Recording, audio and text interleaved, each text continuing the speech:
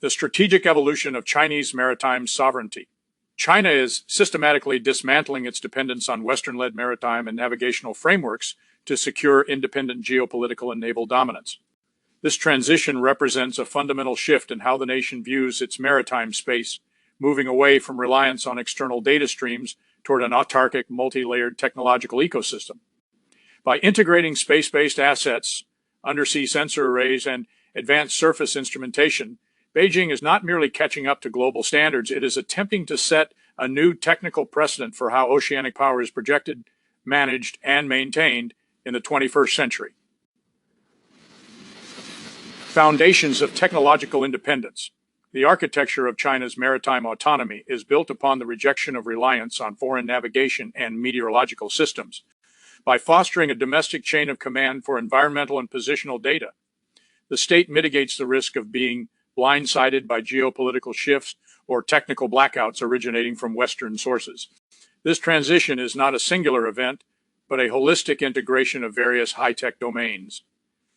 Satellite autonomy. The total migration to the Beidou Global Navigation Satellite System ensures that military and civilian maritime operations remain functional, even in the event of a global GPS outage or disruption. This system acts as the backbone for all other monitoring efforts, providing the foundational spatial data required for precision maneuvers in contested maritime environments. Marine dynamics. The HY-2 satellite constellation represents a specialized investment in marine observation, allowing for real-time monitoring of wave heights, sea surface temperatures, and wind speeds. By managing its own high-precision climate and ocean data, China secures a strategic information advantage that is decoupled from international cooperative frameworks. Sensor integration. The shift toward indigenous hardware extends to the lowest levels of infrastructure, including intelligent disc-shaped buoys. Unlike legacy systems used for decades, these modern tools allow for the simultaneous gathering of atmospheric, surface, and subsurface data, creating a holistic picture of the marine environment that was previously inaccessible to decentralized or foreign-controlled networks. The transparent ocean and naval supremacy. At the heart of China's naval strategy lies the concept of the transparent ocean, an ambitious goal to eliminate the hide-and-seek dynamics that have historically defined subsea warfare. By filling the undersea domain with a dense, persistent web of monitoring devices, Beijing intends to remove the element of surprise that Western submarine forces rely upon. This creates an environment where subsurface movement is tracked with high fidelity, fundamentally altering the calculus of naval engagement in the Pacific. Mapping for navigation. Large-scale deep-sea mapping initiatives serve the dual purpose of scientific research and tactical preparation.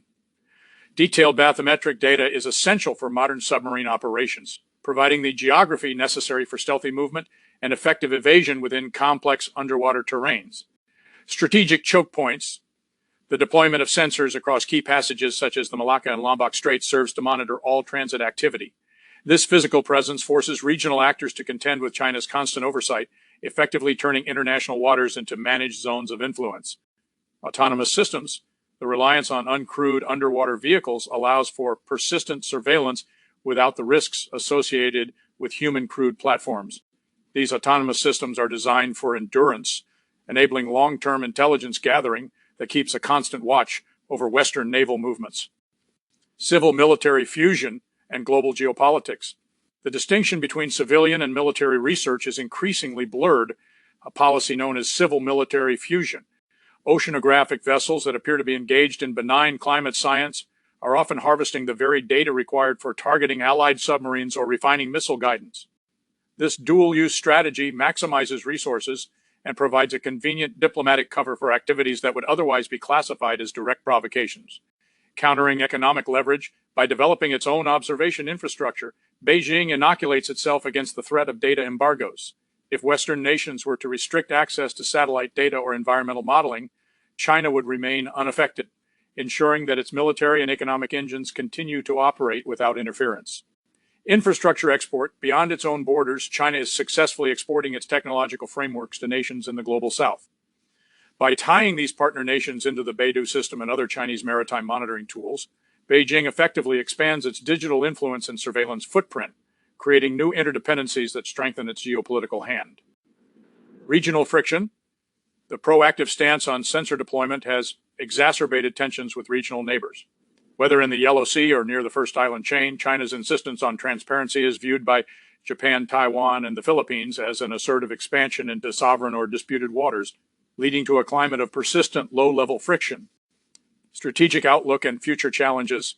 The cumulative effect of these developments is the creation of a digital maritime wall that shields Chinese interests from Western interference while simultaneously projecting power into areas previously considered neutral or Western dominated.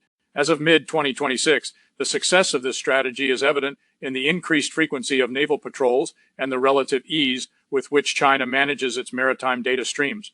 However, this level of control also invites a recursive response from international adversaries who are beginning to develop their own countermeasures to bypass or deceive these sensor webs. Ultimately, China's shift is less about data collection and more about the exercise of sovereignty through technological control. By dominating the information environment from the seabed to the orbital planes, Beijing is ensuring that its naval forces operate with a level of situational awareness that remains elusive to its competitors. This systemic autonomy changes the nature of oceanic competition, making it a contest of technical infrastructure as much as a contest of raw force. As the transparent ocean strategy matures, the international community will have to navigate a maritime landscape where the very nature of visibility and access is dictated by Chinese design. In conclusion, the strategic transformation of China's maritime capabilities reflects a deliberate move toward autarky in navigation, monitoring, and subsea warfare. By integrating indigenous satellite networks, advanced sensor arrays, and a dual-use research model, Beijing is successfully projecting its influence while diminishing the leverage of Western-controlled monitoring systems. This technological pivot not only secures current naval advantages, but also establishes a new rigid paradigm of global maritime engagement that will define geopolitical tensions for the foreseeable future.